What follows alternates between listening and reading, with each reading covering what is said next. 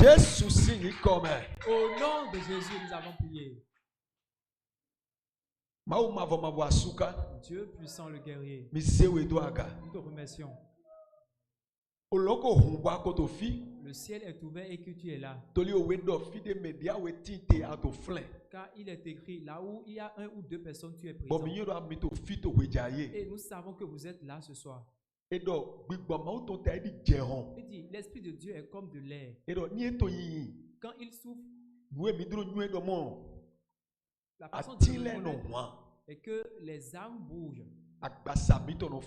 Les corps ont de la fraîcheur. Et nous remarquons qu'il y a de l'air qui souffle.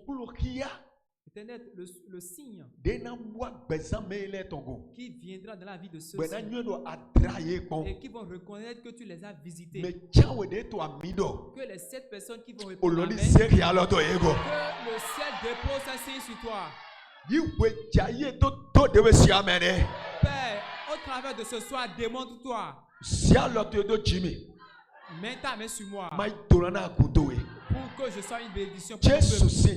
Au nom de Jésus, nous avons prié. Amen. Amen. Acclame le Seigneur et tu peux t'asseoir. À cause de notre temps, nous savons que aujourd'hui c'est le samedi.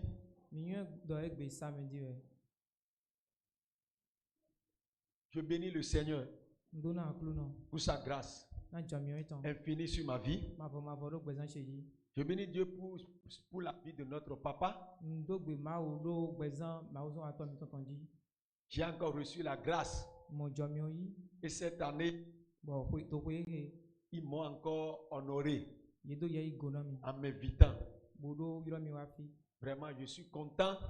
Et je vais encore manger la pâte de maman. Ça m'a beaucoup manqué.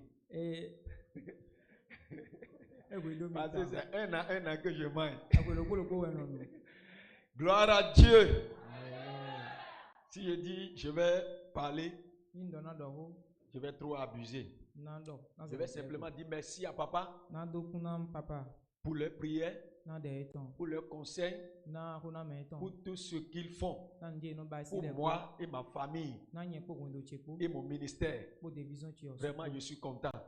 Si vous voyez un enfant crier fort dehors, si vous voyez un enfant qui bombe le torse dehors, il faut savoir qu'il a un puissant papa à la maison. Oh, s'il n'a pas un puissant papa à la maison, il ne peut pas bomber le torse. Donc si vous nous voyez se tenir debout et parler et crier, c'est parce que nous avons des pères qui nous supportent. Et ce soir, je sais une chose, le Dieu qui exauce les prières va t'exaucer et va m'exaucer également. Je bénis Dieu pour la vie de maman, celle que Dieu a mis à ses côtés pour les supporter. C'est pas facile d'être femme du pasteur. C'est beaucoup de sacrifices. Beaucoup de sacrifices. C'est pas facile. Donc je bénis Dieu sur la vie de maman. Je bénis Dieu sur la vie de tout le monde. Des ouvriers. Quoi qu'en soit ce que vous faites dans la maison de Dieu, vraiment, je vous salue. J'aimerais vous dire une chose. Tout ce que vous faites dans cette maison, c'est comme une semence que vous mettez sous la terre. Et vous savez que vous êtes sur une bonne terre. Quoi qu'en soit la chose que vous semez sur cette terre, ça germe toujours. Parce que c'est une terre fertile. J'aimerais dire aux ouvriers, vos sueurs qui courent sur cette montagne sont des sueurs qui vont se pointer devant le trône de Dieu le jour que Dieu va vous récompenser. Et vous allez dire, si j'aurais dû couler beaucoup de sueur. Beaucoup de sueur. Parce que quoi qu'en soit la chose que vous faites, pour Dieu, n'est pas une perte du temps, n'est pas une perte de force. Tout ce que nous faisons pour Dieu, Dieu il est juste et il nous récompense. Et je prie pour les ouvriers. Vous serez des vases d'honneur que Dieu va utiliser pour de bonnes choses. Dieu va vous récompenser. Dieu va vous fortifier. Dieu va vous élever. Dans votre parcours, tel que vous êtes en train de supporter papa, tel que vous êtes en train de supporter le fardeau avec lui, dans votre parcours, Dieu va mettre également sur vos chemins des gens qui vont vous supporter, des gens qui vont vous aider. Vous allez dire, je n'en avais pas, j'ai juste appelé une seule aide. 7 personnes vont vous répondre. Si vous appelez un seul aide sur votre parcours, ces aides vont se soulever pour vous. C'est que l'on sème qu'il moissonne. Vous aidez le serviteur de Dieu en chantant, en balayant, en faisant les visites. C'est que l'on sème qu'il moissonne. Puisque vous semez votre parcours, vous allez moissonner de l'aide. Cela arrivera. Rapidement, nous allons écouter la parole du Seigneur et nous allons prier. Prépare-toi pour la prière. Le thème de cette année, c'est quel thème? Dieu visite son peuple. Alléluia. Amen. Dieu visite son peuple. C'est un thème puissant. C'est un thème puissant. Et je ne veux pas que vous manquiez ce programme. Parce que c'est un programme prophétique. Gloire à Dieu. Alléluia. Gloire à Dieu. Alléluia. Gloire à Dieu. Alléluia. On nous a dit que Dieu visite son peuple. Donc c'est une affirmation. Alléluia. Amen. Dieu visite son peuple. Ce n'est pas dit Dieu va visiter. Donc le thème c'est Dieu visite. Oh yes.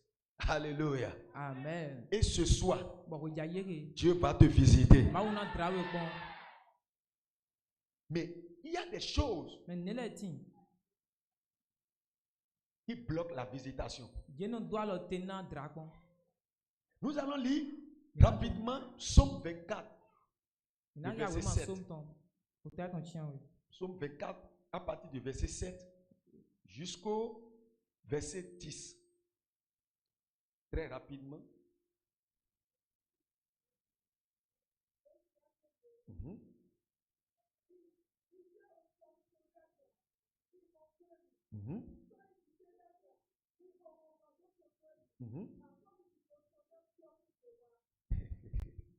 Mes amis.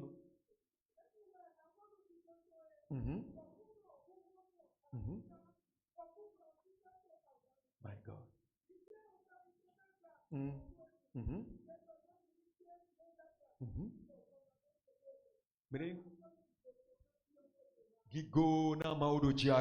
Alléluia. Le verset dit, porte, élevez vos linteaux, élevez-vous, porte éternelle, que le roi de gloire fasse son entrée. Ici, nous voyons que le roi de gloire, alléluia, amen, veut faire son entrée dans la vie de quelqu'un, dans le commerce de quelqu'un, dans le foyer de quelqu'un. Mais la Bible dit, il y a une porte qui doit se lever. Pourquoi une porte? Et celui qui écrivait, il criait il voyait Dieu qui venait. Mais il voyait une porte. Et il déclarait, porte, élevez vos linteaux. Élevez vos linteaux. Le roi de gloire veut faire son entrée. Que fait cette porte à l'entrée? Que fait cette porte là? Et cette porte devait élever son linteau avant que le roi de gloire n'entre. Porte, élevez vos linteaux. Car le roi de gloire veut faire son entrée. Il y a une porte. Et la porte doit se lever. Il y a une porte devant ton commerce. Il y a une porte devant ta vie. Il y a une porte devant tout ce que tu veux créer comme un projet qui doit se lever d'abord avant que le roi de gloire ne visite ce que tu veux faire. Vous savez, la porte était vraiment puissante jusqu'à ce que il y a une voix qui a crié et la voix demandait qui est le roi de gloire? Qui est le roi de gloire? Parce que lorsque la voix criait, porte, élevez vos linteaux. Élevez vos linteaux. Le roi de gloire veut faire son entrée. Élevez vos linteaux. Et il y a une voix qui est sortie encore. Il dit, qui est le roi de gloire? Pour que les portes se lèvent pour lui. Qui est le roi de gloire? Pour que les portes se lèvent. Pour que les linteaux des portes se lèvent. Et la voix revient encore. Et la voix teste encore. La voix prononce encore. Il déclare qui est le roi de gloire. Il déclare qui est le roi de gloire avant que les portes ne se lèvent. Bien-aimé dans le Seigneur, j'aimerais te dire une chose. Dieu décide de te visiter. Dieu décide de te changer, de te transformer, de t'élever. Dieu veut mettre sur ta vie une évidence qui montre que tu as rencontré Dieu. Mais il y a une porte qui empêche cette puissante main de rentrer dans ta vie et d'opérer pour que les gens sachent que Dieu t'a visité. Parce que Dieu ne visite pas sans laisser de traces. Dieu ne visite pas sans changer les choses. Dieu ne visite pas sans relever ce qui était à terre. Et je prophétise sur la vie de quelqu'un dans le nom de Jésus. N'importe quelle porte qui empêche le roi de gloire de faire son entrée dans ta vie, ce soir, cette porte sera élevée au nom de Jésus. Porte, élevez vos linteaux, car le roi de gloire veut faire son entrée. Porte, élevez vos linteaux. Le roi de gloire veut faire son entrée. Et la porte était là. Et la porte dit, le roi de gloire, tu dois attendre d'abord. On doit se lever d'abord. Avant que toi tu ne fasses ton entrée. Et il y a une fois encore qui dit, qui est le roi de gloire? Et on commence par appeler son nom. Asuka. L'éternel puissant dans les combats. Puissant dans les combats. Lorsque la porte a entendu la porte s'est reculée en arrière. La porte a entendu qu'il a été dit.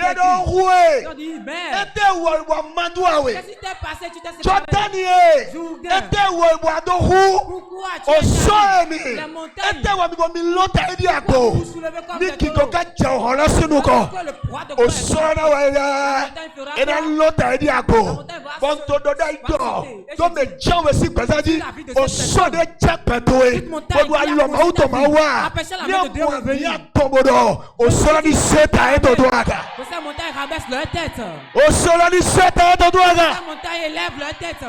Jésus est arrivé près du tombeau de Lazare. Il a dit enlevez la pierre. Il n'avait pas besoin d'enlever la pierre. Il pouvait juste appeler Lazare. Lazare sort. Lazare tombe. La pierre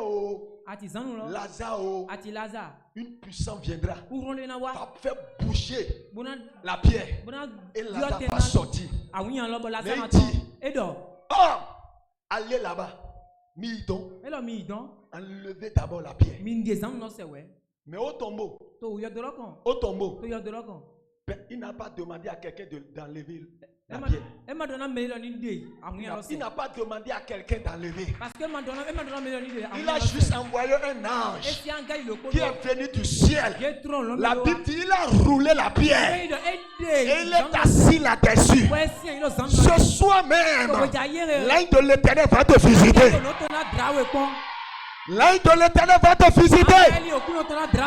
Ceux qui sont placés devant ton utérus. Et on dit que l'enfant n'entrera pas dedans. La main qui a penché ton utérus, qui a renversé ton utérus, je prie dans le nom de Jésus. La puissance de la résurrection qui n'a pas demandé à un homme de rouler la pierre. Mais la puissance est apparue. Et la pierre a été roulée. Cette puissance qui a bloqué ton utérus et qui t'empêche de concevoir, ce soir dans le nom de Jésus, la puissance de la résurrection va rouler la pierre au nom de Jésus. Porte et levez vos linteaux, car le roi de gloire peut faire son entrée. Le roi de gloire peut faire son entrée dans la vie de quelqu'un. Mais il y a une porte qui doit se lever. Ce soir, avant qu'on ne prie, je vais vous donner 3 portes qui doivent se lever. 3 portes que vous devez faire tout pour que ça ne reste pas à l'entrée. Là où le roi de gloire va passer pour rentrer dans votre vie. Il y a 3 portes qui doivent se lever. La première porte, que vous devez tout faire. Tout faire. Parce que quand Dieu veut restaurer la destinée de quelqu'un, il y a quelque chose qu'on appelle la coopération. Très bien, la coopération. Vous allez faire votre part et Dieu fera sa part. Dieu fera sa part. Et Dieu, il est toujours prêt pour faire sa part.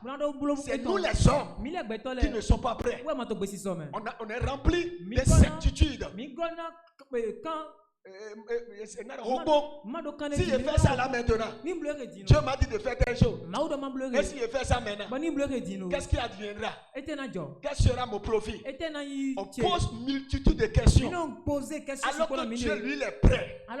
Il veut que tu coopères avec lui pour que le surnaturel se déclenche dans ta vie, dans tes activités. 3 portes que nous devons élevé pour que le roi de gloire fasse son entrée, pour que ce séminaire soit un séminaire de témoignage, un séminaire différent, une réveil différent de tous les autres que vous avez déjà fait avant.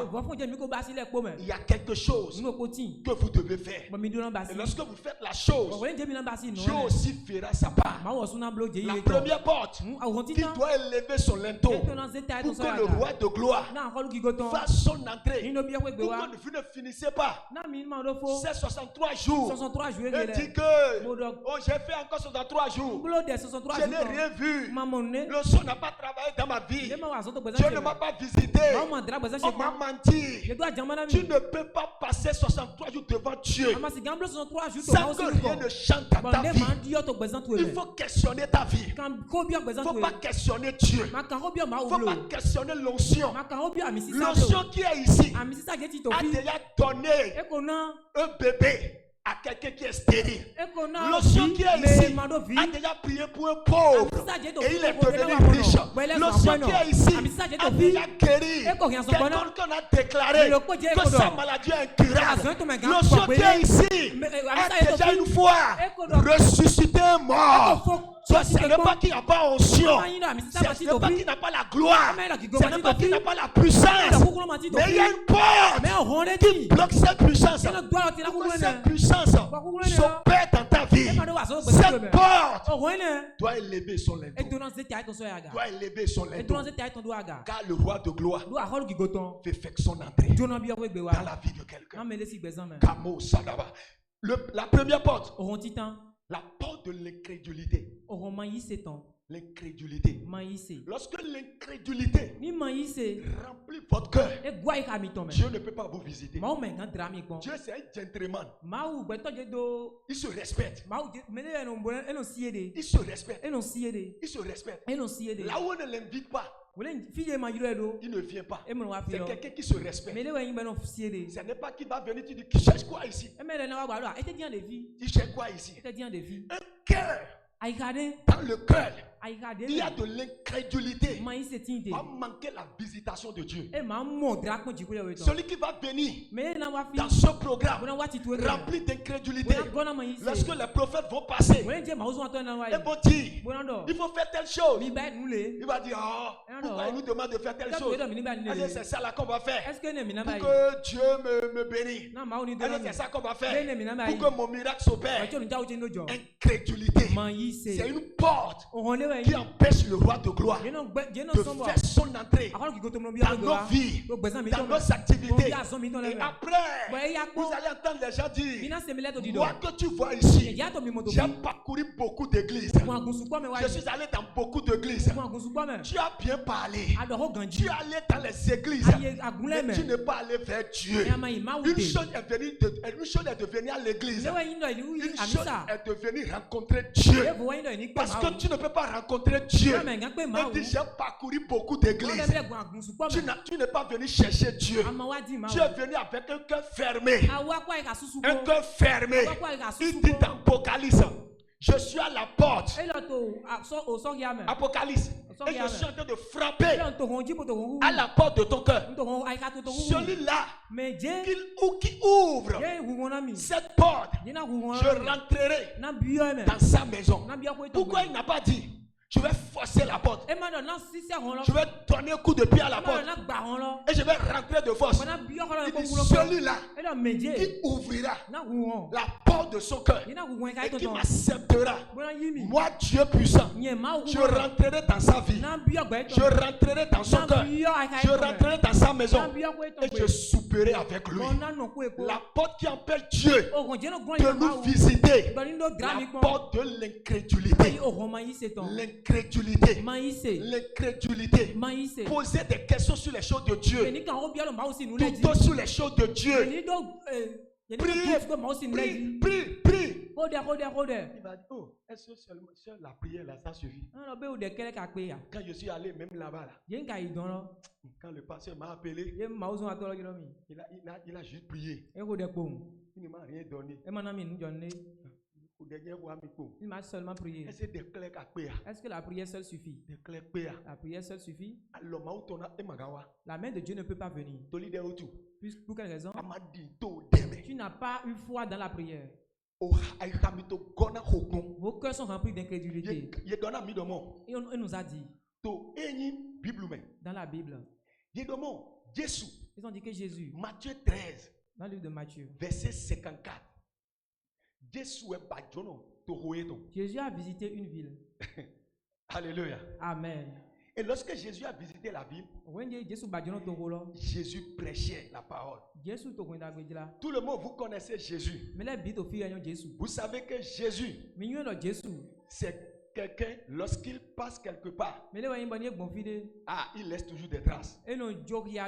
Lorsqu'il visite une ville, il y a toujours des cris de témoignage. La Bible dit, lorsque s'étant rendu dans sa patrie, il enseignait dans la synagogue, de sorte que ceux qui l'entendirent étaient étonnés et disaient, d'où lui viennent cette sagesse et ces miracles. Verset 55. Et maintenant, n'est-ce pas le fils du charpentier? N'est-ce pas Marie qui est sa mère? Jacques, Joseph, Simon et Jude ne sont-ils pas ses frères? Et ses sœurs ne sont-elles pas toujours parmi nous? D'où lui viennent donc toutes ces choses?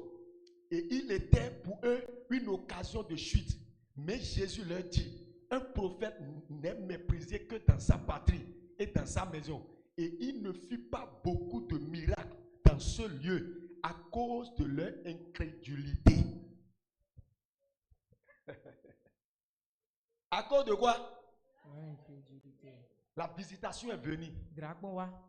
Mais ils n'ont pas expérimenté sa gloire. Ils n'ont pas expérimenté sa puissance. Pourquoi? Parce qu'il y avait l'incrédulité. Ils voyaient Jésus comme le charpentier. Il voyait Jésus comme le fils de Marie.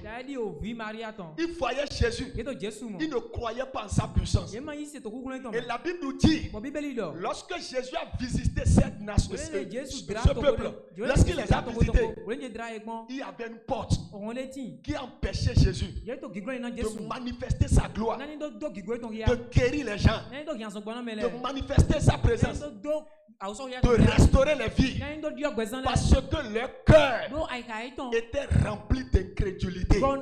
J'aimerais vous dire une chose: si vous voulez vraiment expérimenter la visitation de Dieu dans ce programme, vous devez venir avec la foi. Vous ne devez pas venir et regarder les hommes de Dieu. Tel homme de Dieu, il est venu la fois passée. Il est déjà, je le connais très bien. Je le connais très bien. Lui ne donne pas beaucoup de prières. Lui ne prie pas. Lui il parle beaucoup.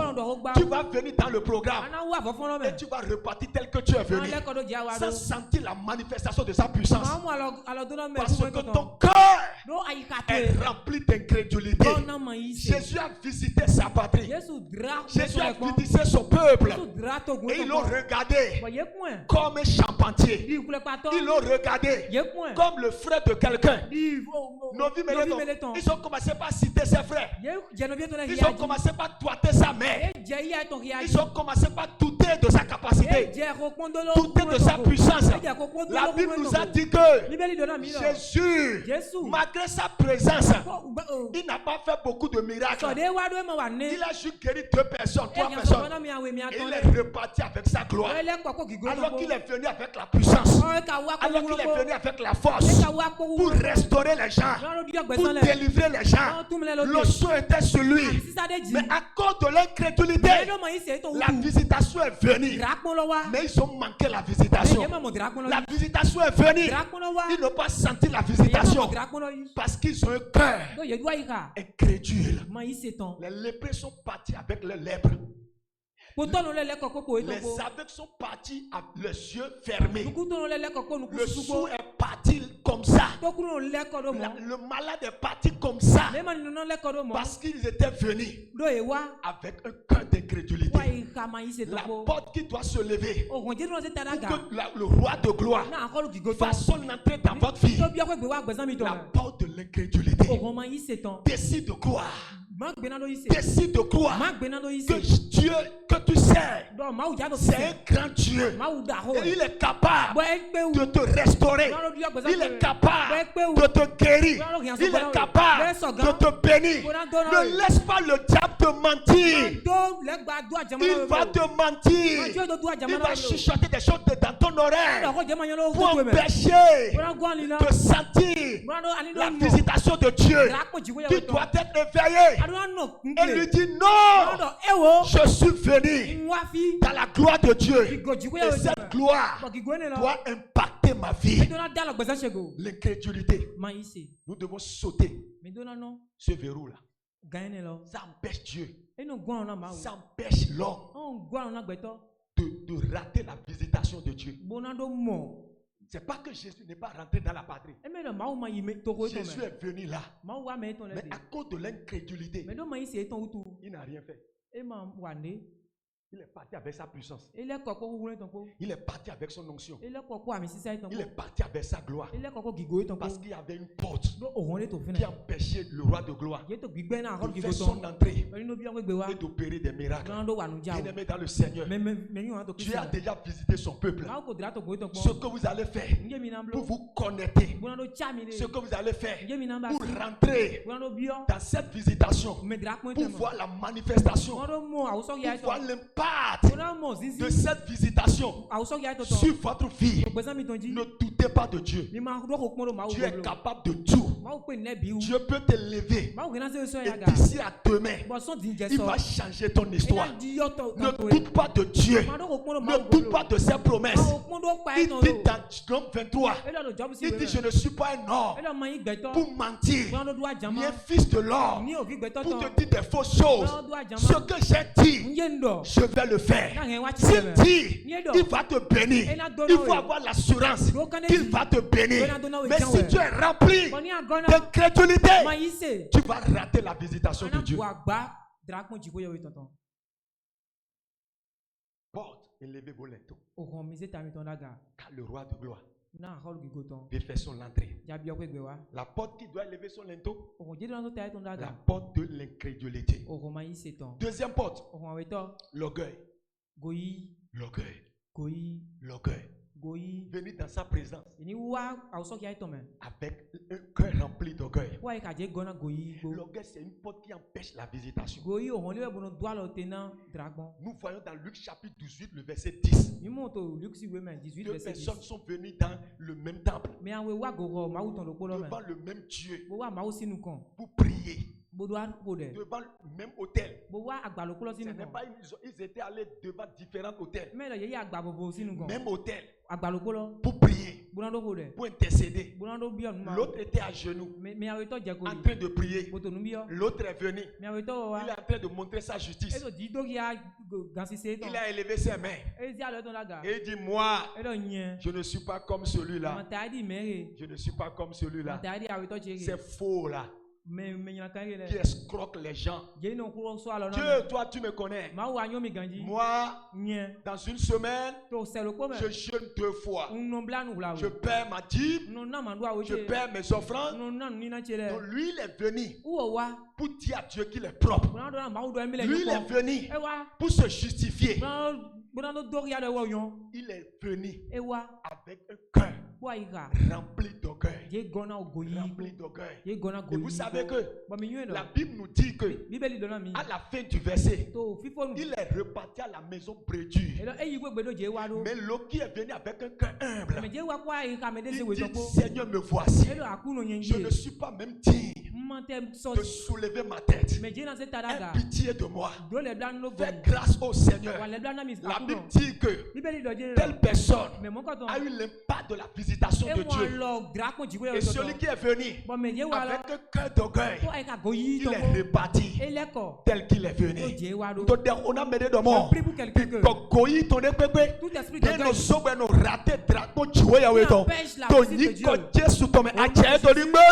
Que son pouvoir soit détruit. Que son autorité soit détruite.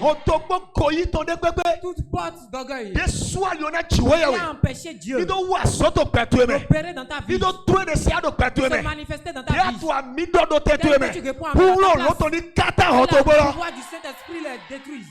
L'orgueil. 2 personnes devant le même Dieu, devant le même hôtel, mais ils ne sont pas venus avec le même cœur. L'un est venu avec un cœur humble, l'autre est venu avec un cœur d'orgueil. Regardez tout ce qu'il a cité. Mais c'était bien. C'est un bon chrétien. C'est un homme spirituel. Mais il a laissé quelque chose dans son cœur. Il a laissé quelque chose dans son cœur. Il se justifiait devant Dieu. Il croyait qu'il était bon plus que les autres.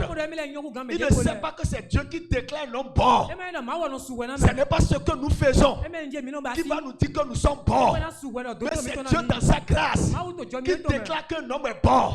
Qui peut se dire qu'il est saint devant Dieu? Personne ne peut se dire qu'il est saint. Malgré tous les biens que tu fais, si Jésus ne te justifie pas, la justice de l'homme ne peut pas se tenir devant Dieu. C'est pourquoi quiconque n'accepte pas Jésus comme son sauveur, malgré tous les biens que tu fais, ça ne compte pas. Dieu ne te connaît pas. Dieu ne te connaît pas. Dieu ne te visitera pas. Parce que Dieu ne visite pas les gens qui se justifient eux-mêmes. Mais Dieu visite ceux-là qui ont accepté la justice de Dieu, qui est Jésus. Qui est Jésus? Il est venu, le religieux, si c'est non. Si c'est non. Le religieux, si c'est non. Il est venu devant l'autel en train de dire ce qu'il est. Je perds ma dîme. Je ne suis pas tel comme telle personne. Dans son cœur, il y avait de l'orgueil. Il y avait de l'orgueil. La main était étendue sur l'autel pour toucher les deux, pour visiter les deux. Mais quand la main est venue vers lui, la main a vu une porte. Quelle était la porte? L'orgueil. L'orgueil. Venez à l'église pour montrer qu'on est fort plus que les autres. Venez à l'église pour montrer qu'on s'habille mieux que les autres. Venez à l'église pour montrer qu'on est intellectuel plus que les autres. Devant le trône de la grâce, nous sommes les mêmes. Si tu veux venir devant l'autel et être impacté par la visitation de Dieu, la Bible dit les saints devant le trône, ils ont jeté leur couronne. Ils ont jeté leur couronne. Ils disent devant Dieu, on ne porte pas de couronne. Lorsqu'ils sont devant le roi, ils ont jeté leur couronne. Leur couronne, c'est leur dignité. Leur couronne, c'est leur rang social. C'est ce qu'ils sont. Ils disent ce que je suis là. Devant Dieu, je ne suis rien. La Bible dit, ils jettent leur couronne et ils se prosternent devant lui. Et il crie saint. Et il crie saint. Ceux-là qui veut être impacté par la visitation ne reste pas devant Dieu avec la couronne. Faut jeter ta couronne. Jette ta couronne. Jette l'orgueil. Jette l'orgueil. Jette l'orgueil. Jette ton rang social. Jette ton rang social. Nous tous, quoi qu'en soit ce que tu es, tu rentreras sous la terre. Nous sommes poussière. Nous retournerons poussière. Ne fais pas de l'important devant ton créateur. Quand tu viens devant ton créateur, jette ta couronne. Lorsque tu jettes ta couronne, ta vie ne sera jamais la même. Parce qu'il y a toujours quelque chose de chez Dieu que tu as besoin. Il n'y a pas un homme.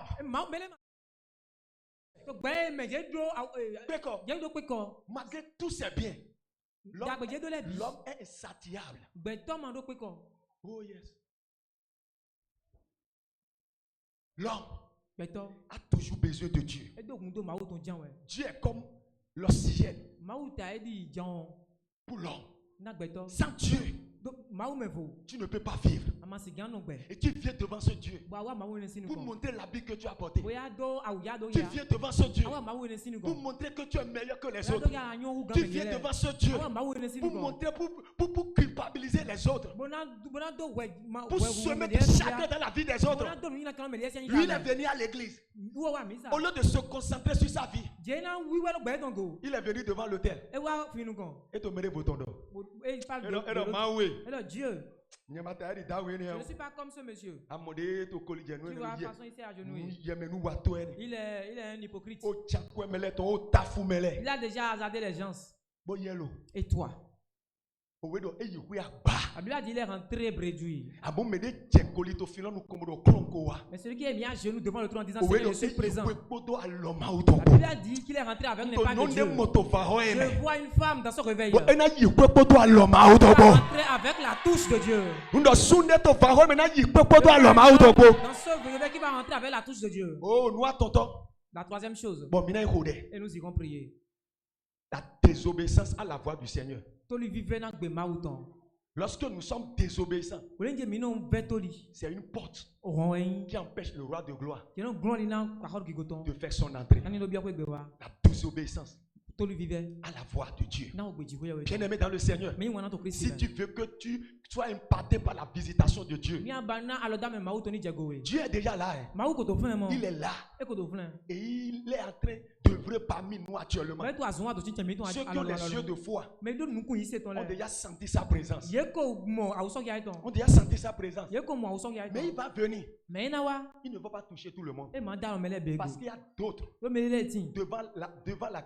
lequel il y a des portes. Devant lesquelles il y a des portes. Et quand le roi de gloire veut faire son entrée, quand le roi de gloire veut visiter, il trouve la porte. Et il se retourne.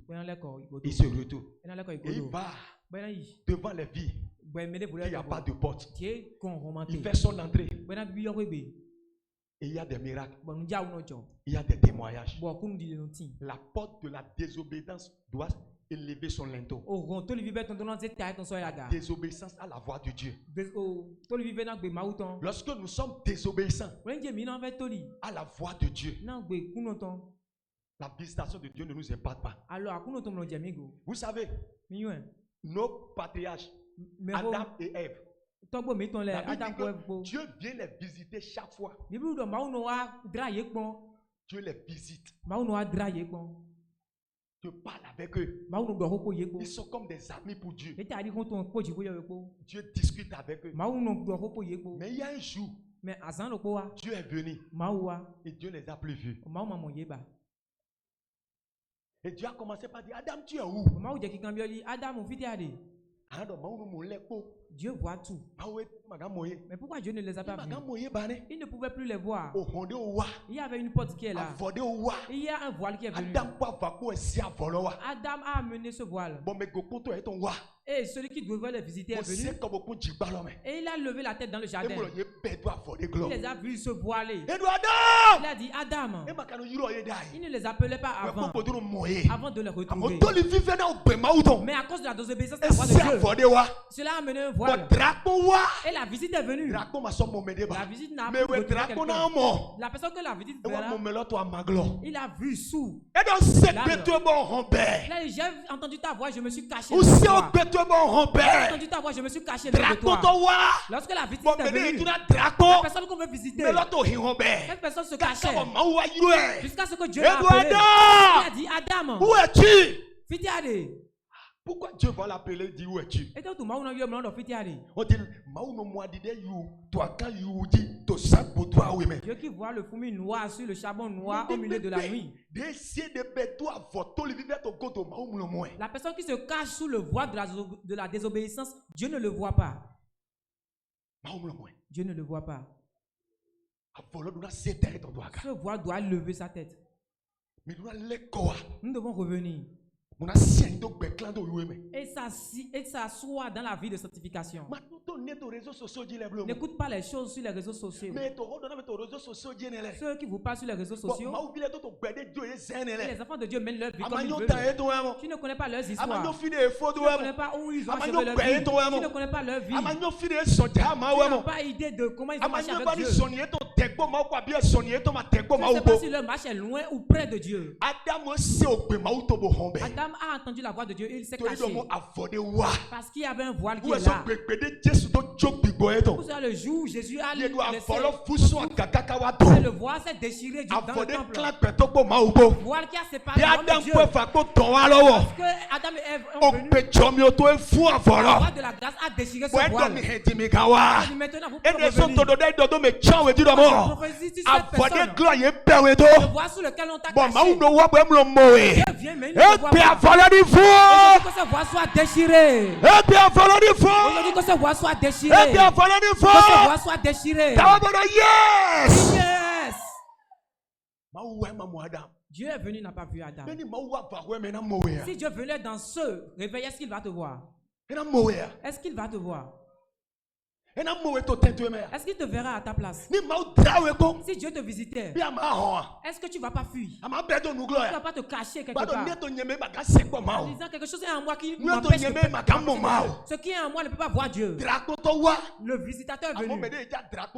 Mais celui qu'on veut visiter s'est caché. Et le visitateur l'appelait. Où tu t'es caché? Où tu t'es caché? Dans ce réveil, tu t'es caché où? Si Dieu venait, est-ce qu'il va te voir? Si Dieu venait, est-ce qu'il va te voir? Levons-nous.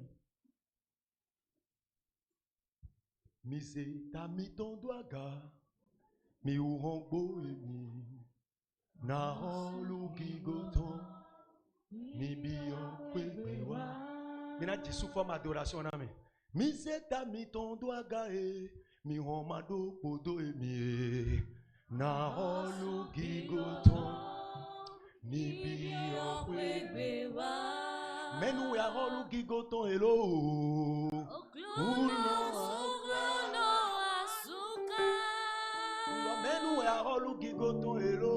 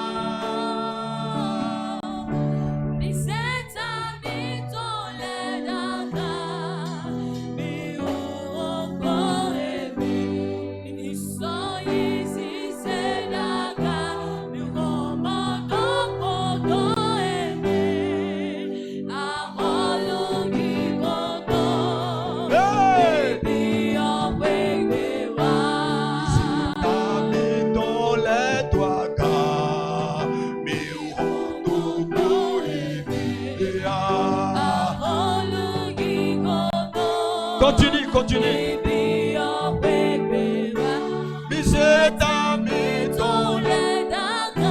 Eh, bien le toi, Wele Daga.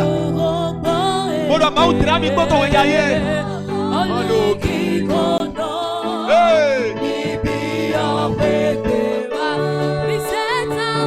Mautra, to kutobo. Hey.